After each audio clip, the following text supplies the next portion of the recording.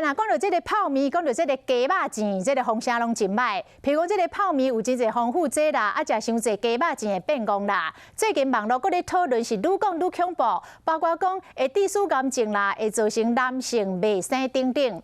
咱特别去请教着专家，专家讲其实三不五时食一寡无败害啦。来看今仔日的拍假特工队。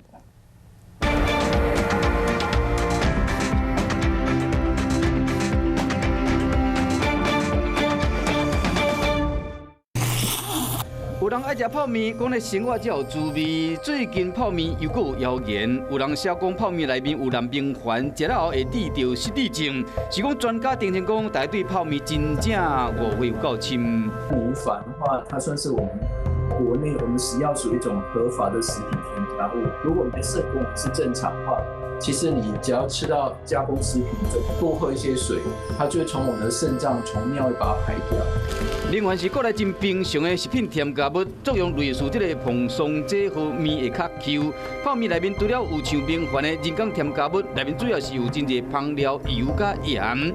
大家咧传讲这泡面内面有真侪防腐剂，其实根本就无。 泡面经过干燥，水活性非常低，根本不需要透过添加防腐剂来保存，所以吃了根本不可能会致癌，更不用说会变成木乃伊。除了泡面真正互人误会，美国挂包志鸡妈妈互人摕来讨论。网络顶面有文章讲，哈佛的学者发现讲，食这物件致使男性未生，所以必须靠专家来破解。